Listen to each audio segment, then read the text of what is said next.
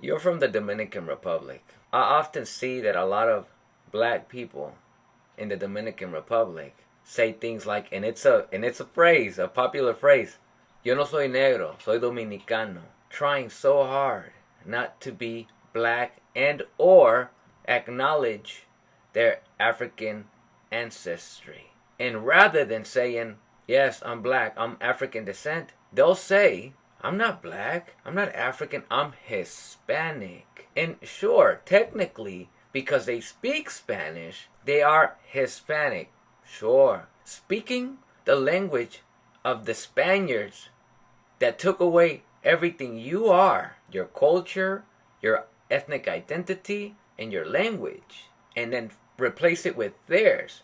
That doesn't make you them. But in this case, these African descending people in the Dominican Republic are denying the fact that they descend from somewhere in Africa, more than likely Nigeria, completely denying the descent and saying, I'm not black, I'm Hispanic. There is such a shame in being black. And what I've come to understand is that when I was a little kid, every single time that I turned on the TV and they showed anything in regards to Africa, and they used to do it often, they don't do it anymore. But as a kid, they used to do this. They would show all the hungry little kids with the little bubble stomachs digging in the trash and all types of poverty, the most degrading and inferior conditions that people can be depicted as is all I ever saw anytime that something about Africa was depicted on television. There was a rapper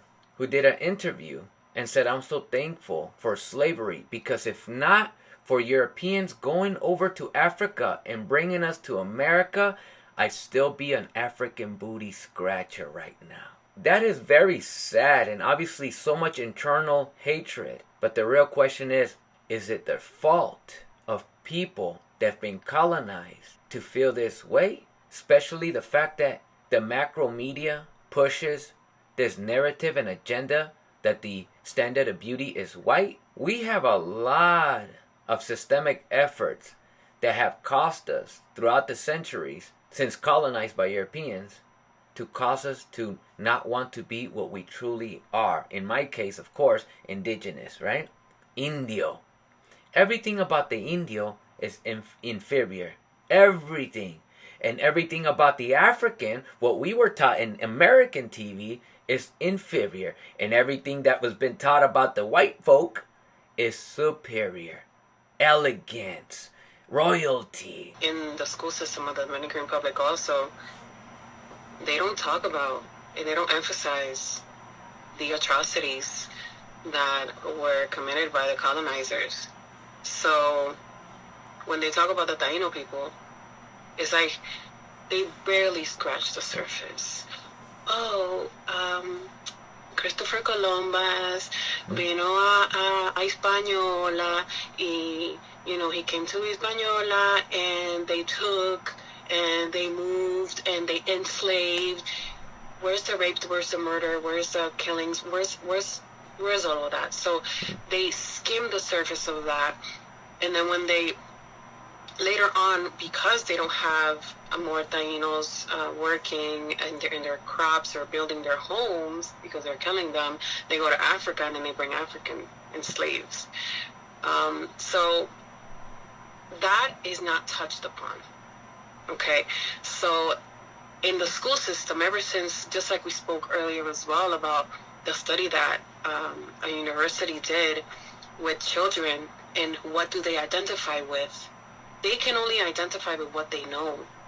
So what do they know? They know about Christopher Columbus, they know about Spain, and it's glorified because they discovered Sure. and saved them, right? They didn't need any saving. They were perfectly fine, first of all. Mm-hmm. So that's one thing.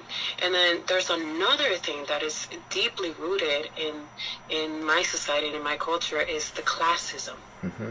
So what is classism? Rich, poor, and not wanting to identify with the poor. So who's poor? Predominantly the people that were stripped away of their resources. And who was stripped away of their resources? Taino people and the blacks, right? The Afro-descendants, they were stripped away of their resources. So they don't want to identify with poverty. So it's also a way of saying, I am worthy. Yep. Yo también valgo. Yo no soy negra, meaning yo no soy pobre. No, yo, no. And you see them, like, physically having attributes. It is until when you are educated, maybe by the parents who were educated, or maybe, and they know the history. I can tell you for a fact that the children in the Dominican Republic who are proud of their roots and who know their roots were taught by their parents, like I was. I was taught by my father to admire Tainos and Africans.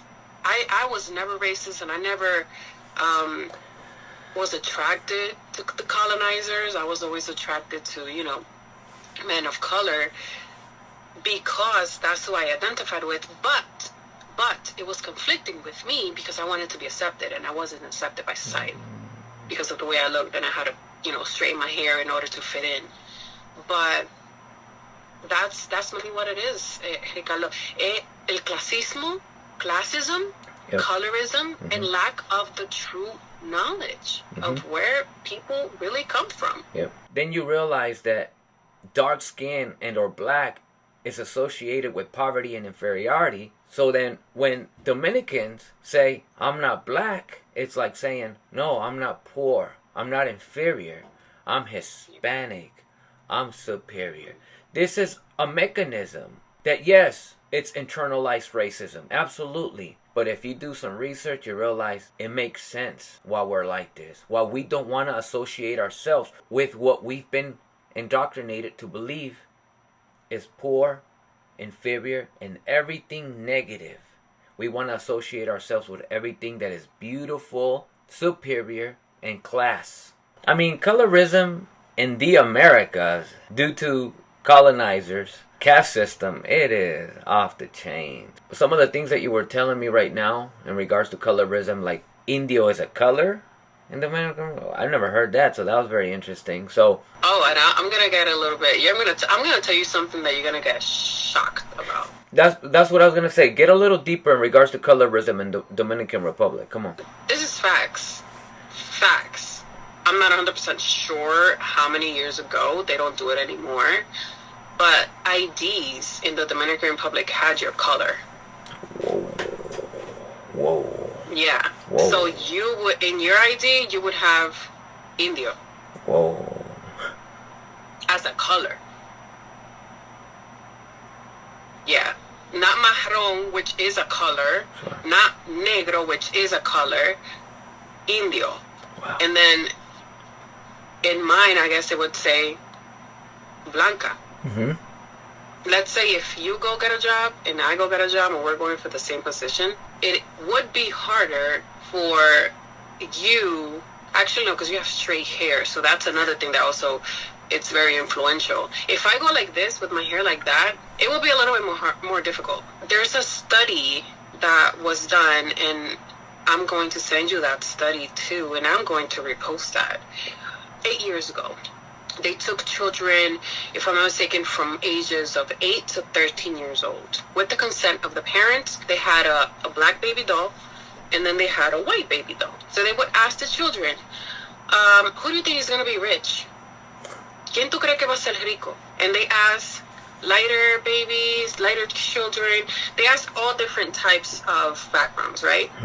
A lot of them said, the white one. Sure. El blanquito. ¿Y por qué ese bebé va a ser más rico? Why is he going to be rich? Because he's white. They asked a couple of more Afro-descendant, like the darker children, the darker babies. ¿Y quién se parece a ti? Who looks like you? I'm looking at the kids and I see them as the brown baby. A lot of them said, el blanco. They identify themselves, although they're not physically white. Most of the answers were The white baby was going to be rich. The white baby would never commit a crime. The black baby would steal. Oh, if you're eating with a group of friends and you saw this baby, it was a black baby and it was a white baby, which one of the two will steal a cracker from you? El negro. Why? And they never said because he's bad, because he could. ¿Por qué es negro? Because he's black.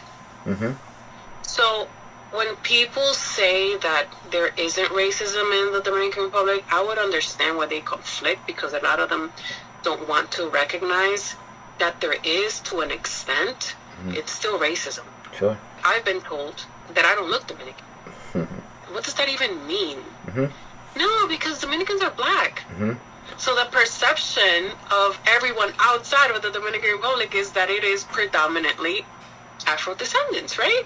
No, but there's like archaeologists that study this, and they'll give you the facts. And most of the ones that I have seen, all of the ones that I have seen actually, not even most, all of the people that study history, that are professors in universities in the Dominican Republic, they recognize that, yeah, there is a systemic racist, como te digo, como, no reglas, pero cosas como que no se hablan, pero sí existe. Of course. ¿Tú me entiendes?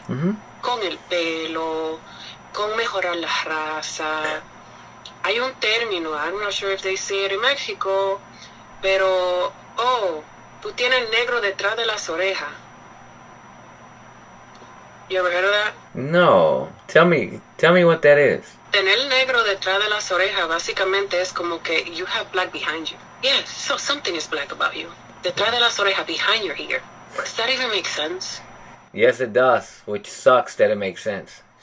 Mejorar la raza a mucha gente que no se identifican como negros, pero ellos entienden que son negros, se siente más atraído hacia una mujer que tenga pelo lacio, a woman that has straight hair, a woman that has, you know, and I've heard it too. There's been obviously I'm gonna speak about what I know, the beauty pageant industry, right? Sure.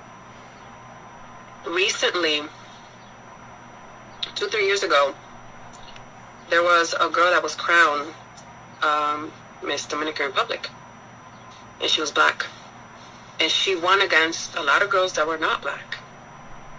And she started getting so much hate. I knew it. And by her own people. Yep. Not even by anybody outside, by her own people. Yep. And she spoke about that. A ella le decían, like, they used to call her Haitian. She's not Dominican, she's Haitian. It's Haitiana. And Haitiana not in a form of, like, her lineage. Haitian as a derogatory form. Yep.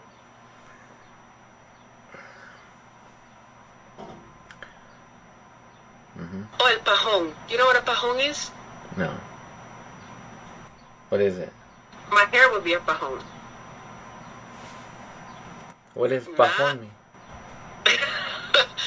Pajón is algo derogatory about hair. That your hair is unmanageable. That your hair looks like a bird's nest, basically. Got it. So with that said,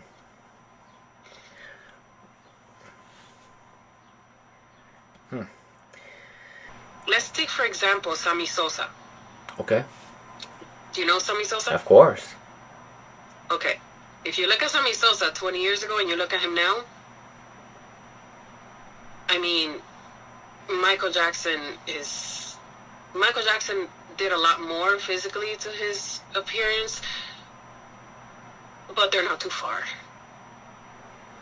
You have a computer next to you? You want me to Google Sammy Sosa? Have you seen Look, him lately? look. Literally the last person I did a video with, we talked about Sammy Sosa. Really? Look at that. And the mention was the fact that I said to the person that I was doing the video with, have you seen what Sammy Sosa looked 20 years ago? He was black. And now, he's not even white. He is some Great. other shit. You wanna? No, he's great. He's great. Do you want to know why I brought him up? And why my face was the way that it was when you brought him up? Because I was telling the person that I was doing a video with that my mom, when she was a young woman, 20, she was darker than me. When she came to this country, she was using whitening cream. And today she looks like Sammy Sosa. Really? Really? She looks How do you horrible. feel about that?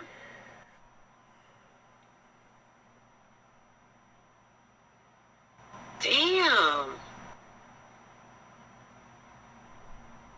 That shit happens in Philippines, in Korea, in Japan, in the Dominican Republic, in Jamaica, India. Yeah. It just comes to show and prove, rather, how much we hate ourselves. And the reason why I brought that up to the individual that I was doing the video with is because I was explaining the type of person that raised me. I was raised to grow up hating myself. You get what I mean? Right. And for me to have become the person that I am today, I don't even know how.